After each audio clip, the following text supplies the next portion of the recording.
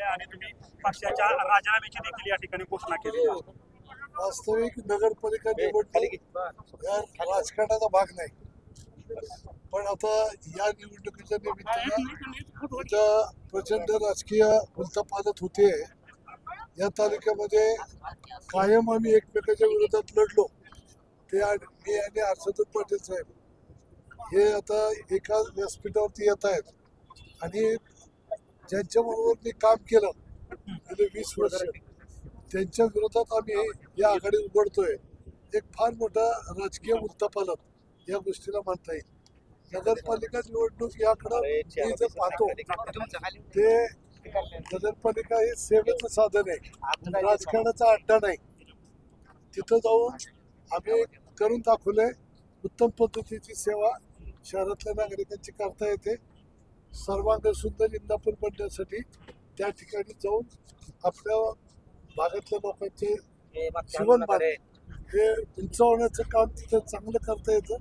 म्हणून एका अंगाने नगरपालिकेमध्ये हा नगराध्यक्ष पदाचा फॉर्म माझा मी आज भरत आहे. माझा फॉर्म भरण्यामागे जे काही वर्तमानपत्रात मी आज वाचलं की नगराध्यक्षाच्या उमेदवारीसाठी माझं भांडण होतं, तर त्या वर्तमानपत्राच्या लोकांनाही मला सांगायचं की आपला अभ्यासच कमी पडलाय, नाही तर आपला हेतू प्रामाणिक नाही.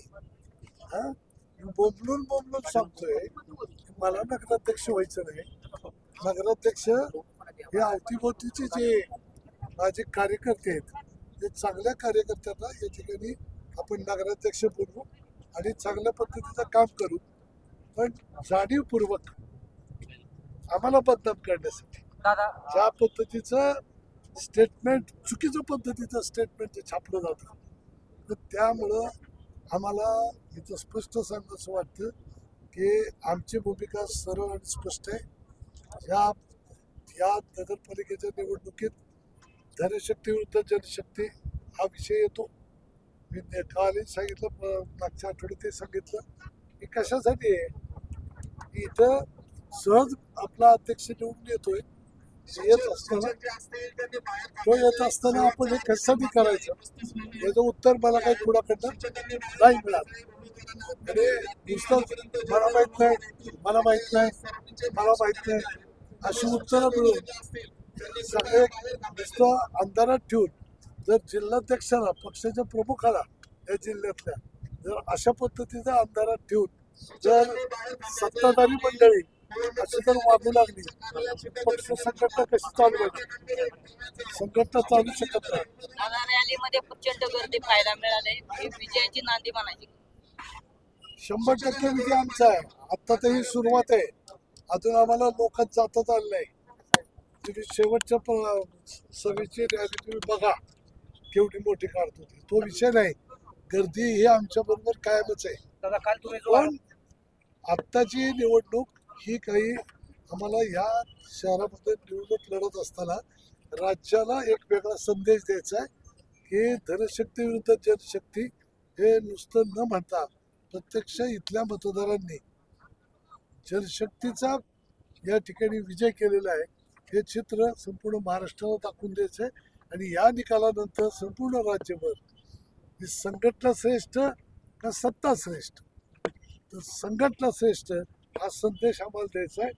सत्ता ही करत असताना संघटनेच्या आधारावरती केली जाते. त्या संघटनेला लाथ मारून जर कोणी सत्ता करत असेल तर ते फार काळ टिकणार नाही. आणि हाच संदेश आम्हाला संपूर्ण राज्यात द्यायचा आहे. दादा, काल तुम्ही जो आरोप केला होता की भरणेंना पैशावाला उमेदवार का हवाय, मात्र काल भरत शाह यांनी यावर स्पष्टीकरण दिलंय. भरत शाह म्हणतात की मी जो कमवलेला पैसा आहे हा नैतिक मार्गातून कमवलेला पैसा आहे, चांगल्या मार्गातून कमवलेला पैसा नैतिक का अनैतिक हा विषय माझा नाही.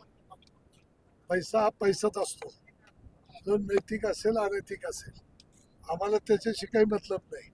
पण समाजामध्ये मी तुम्हाला सतत पैसे देत गेलो आणि तुम्ही मी पैसे दिले तर माझं म्हणणं छापत गेला, माझंच म्हणणं दाखवत गेला, तर मी जर काही उद्या चुकीचं वागलो तर माझं चुकीचं सुद्धा समाजासमोर तुम्ही नेत गेला तर तोच संस्कार तुम्ही समाजावरती घडवता.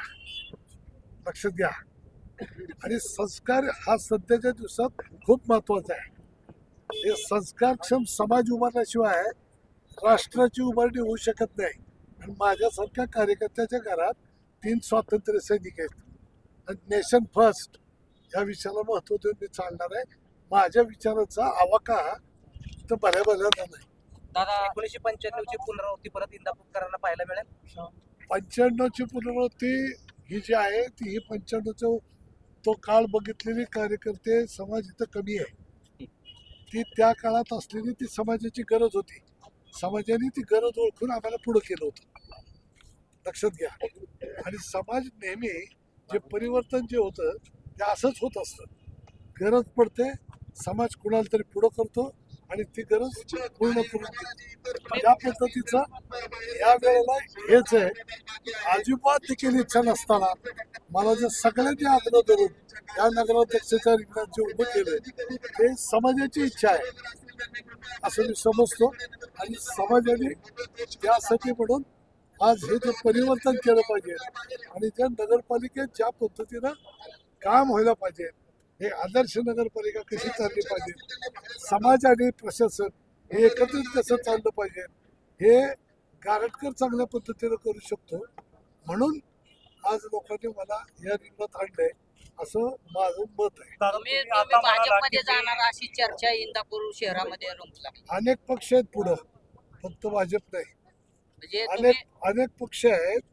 आज या मितीला या शहरामध्ये ह्या तालुक्यामध्ये ही आघाडी आहे, हीच आघाडी पुढे घेऊन जायची आहे. एवढं आम्ही नक्की ठरवलंय. 5 वर्षाकरता हीच आघाडी कार्यरत राहणार आहे. एवढा पक्षाचा विषय हा तुमच्या चर्चेचा विषय आहे. दादा तुम्ही आता म्हणाला जनशक्ती विरोधी धनशक्ती अशा पद्धतीची निवडणूक आहे. तुम्ही तुमच्या भाषणामध्ये आता राजीनामा देतोय अशी घोषणा केली. एकंदरीत आजपासून या घटकापासून गारटकर विरुद्ध भरणे संघर्ष सुरू झाला म्हणायचं. व्यक्तीच्या विरोधात माझा कधी संघर्ष नाही झाला, नीट लक्षात घ्या. मी विविध प्रश्नावरती संघर्ष केलेला कार्यकर्ता आहे. मी पतित पवनचं काम करत होतो.